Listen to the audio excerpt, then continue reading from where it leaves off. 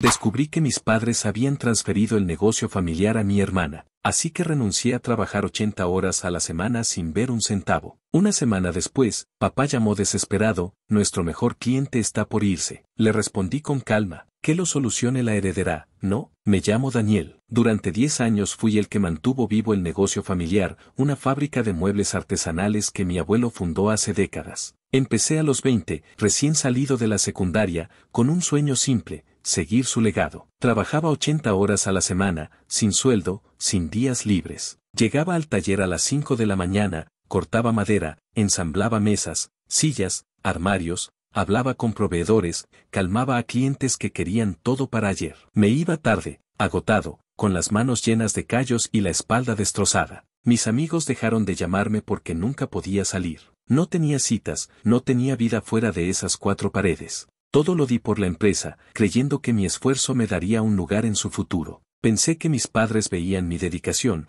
que un día dirían: Daniel, esto es tuyo también. ¡Qué error! Mi hermana Clara, 2 años menor, vivía en otro planeta. Trabajaba a medio tiempo, lo que significaba llegar a las 10, tomar café, charlar con los empleados y largarse antes del mediodía. Nunca la vi tocar una sierra o revisar un pedido. Pero mis padres le pagaban un sueldo, le dieron un auto nuevo, cubrían sus viajes a la playa o al extranjero, todo con dinero del negocio. Yo no decía nada. Creía que mi trabajo hablaba por mí, que mis madrugadas y mis fines de semana sacrificados se notaban. Siempre pensé que el esfuerzo pagaría. Qué iluso fui. Hace un mes, una noche cambió todo. Estaba en la oficina del taller, revisando papeles para cerrar el día, cuando vi un sobre escondido detrás de unos archivos viejos. Tenía un sello de confidencial. Lo abrí sin pensarlo mucho. Era un plan de sucesión. Mis padres habían transferido el 100% de la empresa a Clara. Mi nombre no estaba en ninguna parte. 10 años de mi vida, de levantarme antes del amanecer, de sudar hasta la última gota, de perderme cumpleaños y salidas, y no valía nada. Me sentí como si me hubieran apuñalado por la espalda. La rabia me quemaba, la tristeza me aplastaba. No podía creer que mis propios padres me hicieran esto. Fui a casa y los enfrenté. ¿Qué es esto?, dije, sosteniendo el papel, tratando de no alzar la voz. Mi madre se cruzó de brazos y dijo: es lo mejor, Daniel. Clara necesita estabilidad. Tú puedes salir adelante solo. Mi padre, apenas me miró, murmuró algo de que Clara tenía visión moderna para la empresa. ¿Visión? Ella no sabía ni cuánto costaba un lote de madera. Les pregunté qué pasaba con mis 10 años, con todo lo que había dado, con las veces que me quedé hasta medianoche para terminar un pedido. No respondieron, solo silencio. Me fui a mi cuarto, con el corazón hecho pedazos. Había dado mi vida por ese negocio, y me dejaron fuera como si no fuera nada. No dormí esa noche. Me quedé despierto, pensando en todo. Recordaba las mañanas heladas en el taller, el olor a madera fresca, las veces que cargué camiones solo porque no había nadie más. Pensé en los clientes que yo traje,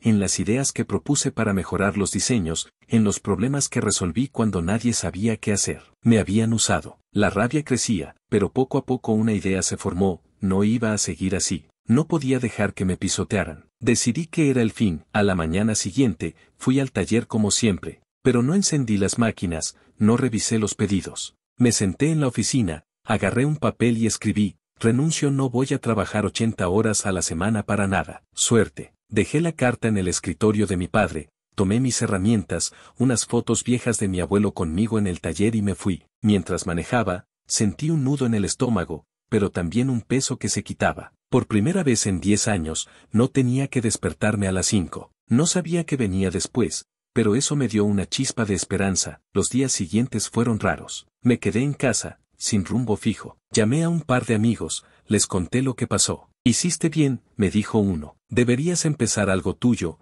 Daniel, dijo otro. Me puse a pensar en qué podía hacer. Busqué en internet historias de gente que dejó trabajos así, consejos para seguir adelante. Leí sobre tipos que se fueron de negocios familiares y encontraron su camino. Me imaginé abriendo algo pequeño, tal vez relacionado con muebles, pero mío. Estaba asustado, pero por primera vez en mucho tiempo, sentí que podía construir algo para mí. Una semana después, mi teléfono sonó. Era mi padre. Su voz sonaba tensa, casi desesperada. Daniel, vuelve. Nuestro mejor cliente, el que nos compra el 40% de los muebles, se va. No sabemos qué hacer. Escuché en silencio, dejando que sus palabras se asentaran. Hace unos días, habría corrido a solucionar todo, como siempre. pero ya no era ese Daniel. Con calma, dije, que lo solucione la heredera, ¿no? Colgué. Me senté en el sofá, con el corazón latiendo fuerte. No me sentí mal. Por primera vez, estaba poniendo un límite, defendiendo lo que valía. Después de colgar, pensé en mi abuelo. Él fundó esa fábrica desde cero, con sus manos, con su sudor. Me enseñó a cortar madera, a medir 2 veces antes de hacer un corte. Me hablaba de trabajo duro, de ser justo, de construir algo que durara. Recordé un diario que él guardaba. Lo había visto hace años, en una caja en el ático. Esa noche, fui a buscarlo. Subí al ático, moví cajas llenas de cosas viejas, y ahí estaba, cubierto de polvo. Lo abrí con cuidado. Había notas de mi abuelo, ideas para la empresa, sueños de verla crecer, historias de sus primeros clientes. Leí página tras página, sintiendo que él me hablaba. Hablaba de los días duros, de cuando apenas tenía para comer, pero seguía adelante. Escribía sobre la importancia de valorar a todos los que ayudaran a construir el negocio. Entonces, encontré algo que me detuvo en seco. Un acuerdo, escrito a mano. Decía que la empresa debía ser para quienes la construyeran, en partes iguales. Mi abuelo quería justicia, que el esfuerzo contara. Sentí que me estaba dando una oportunidad, como si supiera que algún día lo necesitaría. Cerré el diario, con el corazón a 1000. Esto podía cambiar todo. Sabía que no sería fácil, pero tenía que pelear. Llamé a un abogado, un amigo de un vecino.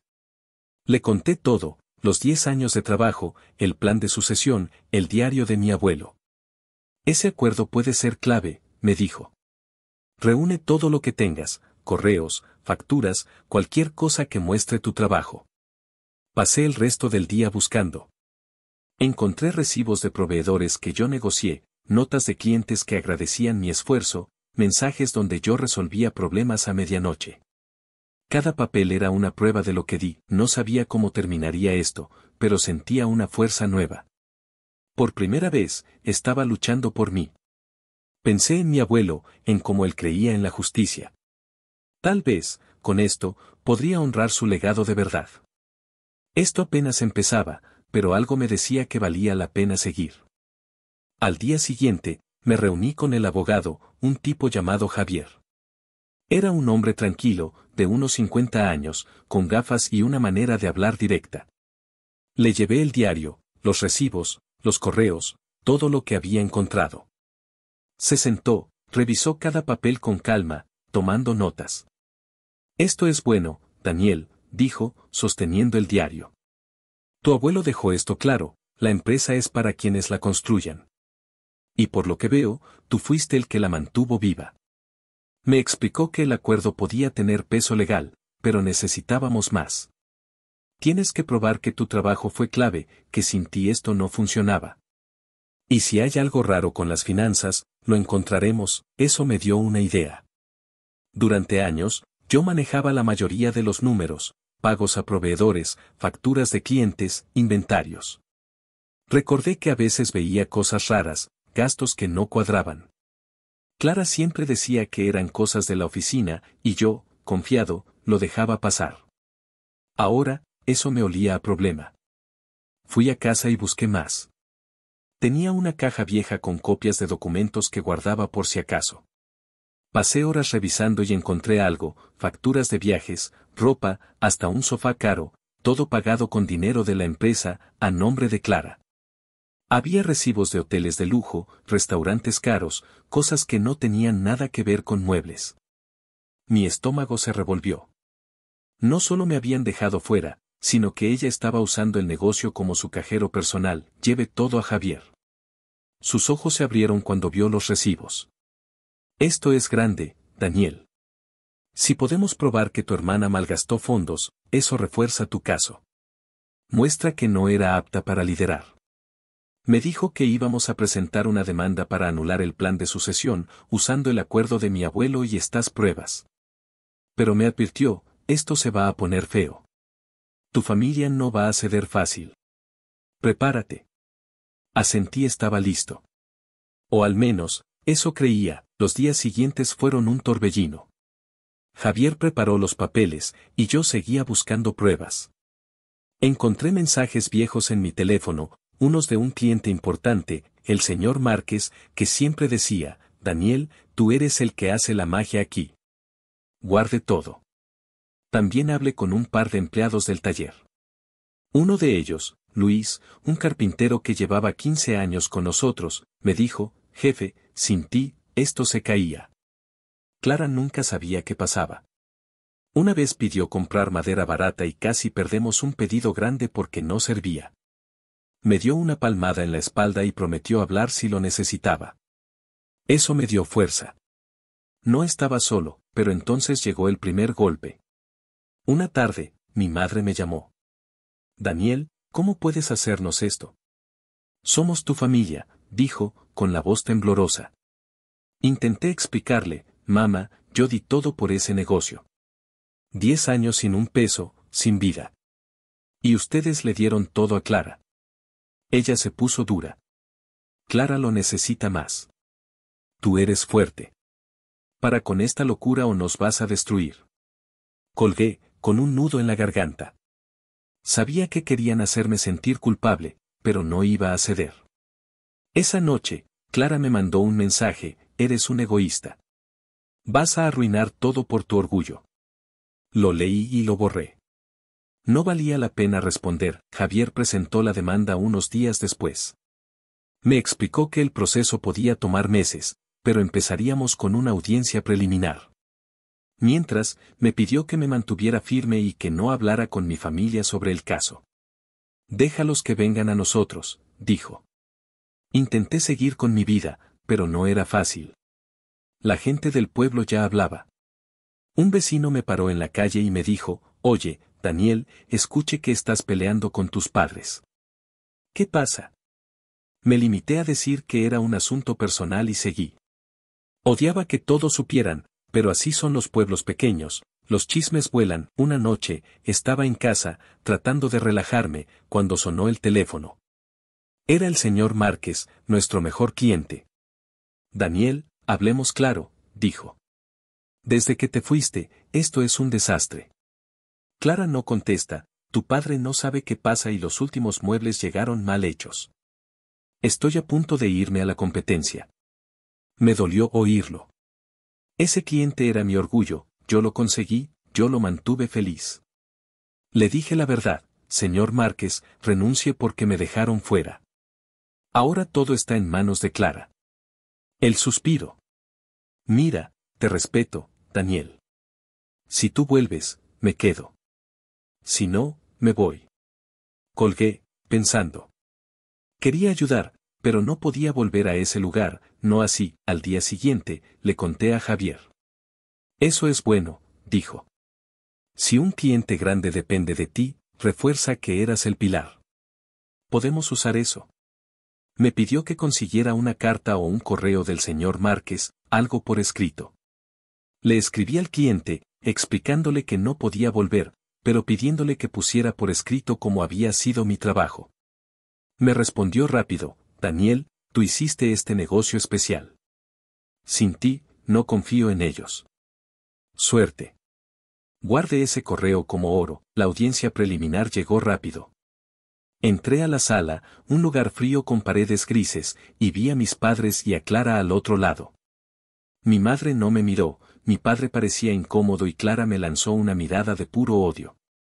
El juez, un hombre mayor y serio, escuchó a Javier explicar: el acuerdo de mi abuelo, mis 10 años de trabajo, los gastos raros de Clara. El abogado de mis padres, un tipo elegante con un traje caro, dijo que yo era solo un empleado, que no tenía derecho a nada, que Clara era la mejor opción. Escuchar eso dolió, pero me mordí la lengua. Javier mostró los recibos, los correos, la nota del señor Márquez. El juez no dijo mucho, solo que seguiríamos en unas semanas. Salí de ahí temblando, pero con esperanza. Javier me dio una palmada en el hombro. Lo hiciste bien, Daniel. Esto pinta a tu favor, pero queda camino. Esa noche, fui a un café para despejarme. Una chica, Ana, que trabajaba ahí, me reconoció. Tú eres el del taller de muebles, ¿verdad? Hice un pedido hace un año, y tú lo entregaste. Quedó perfecto. Sonreí por primera vez en días. Hablamos un rato, y me contó que siempre admiró nuestro trabajo. Me sentí bien, como si mi esfuerzo no hubiera sido en vano, pero la cosa se puso más loca. Un día, Luis, el carpintero, me llamó. Daniel, tienes que saber esto. Clara vino al taller hoy, gritando a todos, diciendo que por tu culpa todo se iba a caer. Luego intentó cambiar un pedido grande sin consultarme, y casi lo arruina. Me preocupé. El taller era un caos sin mí, pero no podía volver. Le dije a Luis que se mantuviera al margen y que me contara cualquier cosa rara. Sabía que Clara estaba nerviosa, y eso podía jugar a mi favor. Pasé los días siguientes ayudando a Javier. Encontramos más, estados de cuenta que mostraban retiros grandes, pagos a tiendas de lujo, todo a nombre de Clara. Cada descubrimiento era como un clavo en su plan. Pero también me dolía. Esta era mi familia, y ahora éramos enemigos. Una noche, me senté con el diario de mi abuelo, leyéndolo de nuevo. Sus palabras me daban fuerza, el trabajo honesto siempre paga. Quería creerle. Esto no había terminado, pero sentía que, paso a paso, estaba recuperando lo que era mío. Los días antes de la siguiente audiencia fueron intensos. Javier y yo nos reunimos varias veces, revisando cada papel, cada recibo, cada mensaje. Encontramos más pruebas de los gastos de Clara, boletos de avión, joyas, hasta una membresía en un club caro, todo pagado con dinero de la empresa. Javier me miró y dijo, Daniel, esto es dinamita. No solo te excluyeron, sino que ella abusó del negocio. Esto cambia todo. Pero yo no sentía triunfo, solo una tristeza pesada. Quería justicia, pero no imaginaba que sería así, destapando los errores de mi hermana para que todos los vieran. Una mañana, Luis, el carpintero, me llamó de nuevo. Daniel, esto está peor. Clara despidió a 2 chicos del taller porque dijo que no los necesitaba. Uno era nuestro mejor lijador. Los clientes se quejan, los pedidos se atrasan. Tu padre anda como loco, gritando a todos. Me dolió oír eso. El taller era el sueño de mi abuelo, y ahora se caía a pedazos. Quise ir a ayudar, pero sabía que no podía. Aguanta, Luis, le dije. Esto se va a resolver pronto. Colgué, con un nudo en el estómago, pero más decidido que nunca. La noche antes de la audiencia final, mi padre me llamó. Su voz sonaba cansada, rota. Daniel, para esto. Nos estás destruyendo. Somos tu familia. Respiré hondo. Papá, yo di 10 años de mi vida, 80 horas a la semana, sin un peso. Y ustedes me dejaron fuera. Esto no es por venganza, es por lo justo. El suspiro. Clara no puede con esto. Lo sé. Pero tu madre y yo pensamos que era lo mejor. No respondí. Colgué y me quedé mirando la pared. Quería que entendieran, pero tal vez nunca lo harían. El día de la audiencia llegó. Entré a la sala, un lugar frío y serio, con el juez al frente. Mis padres y Clara estaban allí. Mi madre evitaba mi mirada, mi padre parecía agotado, y Clara me miró con rabia, como si yo fuera el villano. Javier se puso de pie y habló claro. Mostró el diario de mi abuelo, con su acuerdo de equidad. Enseño mis recibos, correos, la nota del señor Márquez diciendo que yo era el pilar del negocio. Luego sacó lo pesado, los estados de cuenta, los gastos de Clara, pruebas de que había usado el dinero de la empresa para lujos. La sala se quedó en silencio. El abogado de mis padres trató de defenderla, diciendo que eran gastos operativos y que yo solo era un trabajador sin derecho a nada. Pero el juez no parecía convencido. Clara subió al estrado. Habló rápido, nerviosa. Yo quería modernizar la empresa. Esos gastos eran para clientes, para hacer contactos. Javier le preguntó, entonces, ¿un sofá de $3,000 era para clientes? ¿Y los viajes a la playa? Ella se puso roja, balbuceó, no respondió claro. Mi padre habló después, admitiendo que confiaron en Clara porque pensaban que yo estaría bien. Eso dolió, pero no bajé la cabeza. Cuando me tocó hablar, fui honesto. Di 10 años, 80 horas a la semana, sin sueldo. Traje clientes, resolví problemas, construí ese negocio. Mi abuelo quería equidad, y me dejaron fuera. Miré al juez, luego a mis padres. Solo quiero lo que es justo, el juez se tomó su tiempo. Días después, nos llamó de vuelta. Entró, se sentó y dio su fallo. El acuerdo del fundador es válido. Hay pruebas claras de la contribución del demandante y de un mal uso de fondos por parte de la beneficiaria del plan de sucesión.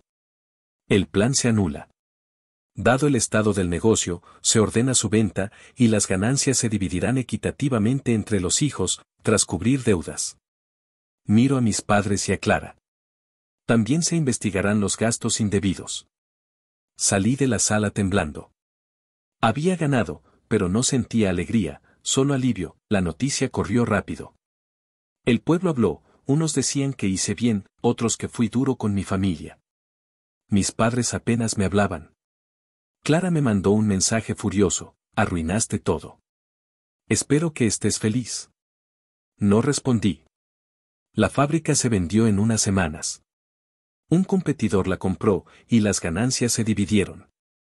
Mis padres y Clara perdieron dinero por las deudas que salieron a la luz, y el chisme del mal manejo los golpeó duro.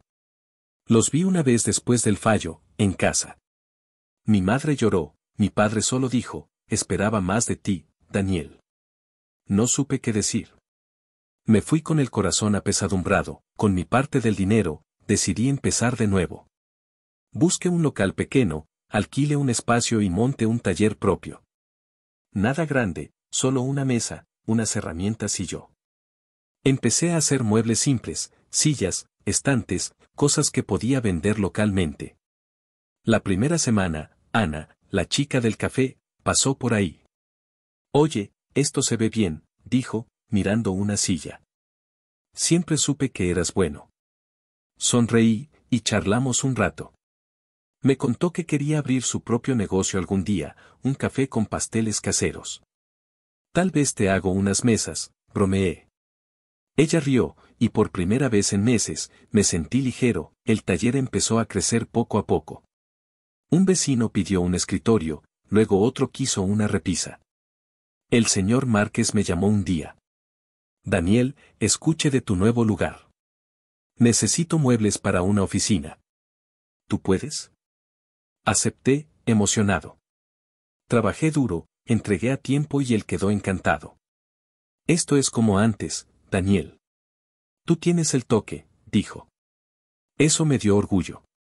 No era la fábrica de mi abuelo, pero era mía, construido con mi esfuerzo. Una noche, me senté en mi taller, mirando las herramientas y un par de piezas a medio hacer. Pensé en mi abuelo. Su diario estaba en un estante, a la vista. Lo abrí y leí una línea: el trabajo honesto siempre paga. Sonreí, tal vez tenía razón. Mi negocio era pequeño, pero crecía. Hice un par de amigos nuevos, como Ana, que venía a veces con un café y charlaba conmigo. Mi vida no era perfecta, pero era mía. Mis padres y yo apenas hablábamos, y Clara no me buscaba. Me dolía, pero sabía que hice lo correcto. Miré por la ventana, viendo el sol bajar. El taller olía a madera fresca, como en los viejos tiempos. Sentí paz. Había perdido una familia, o al menos una parte de ella, pero gané algo mejor: mi libertad, mi futuro. Levanté una silla a medio terminar, pasé la mano por la madera. Esto era el comienzo, y por primera vez en 10 años, estaba emocionado por lo que venía. El legado de mi abuelo no estaba en esa fábrica perdida, sino en mí, en lo que podía construir. Y con eso, me puse a trabajar.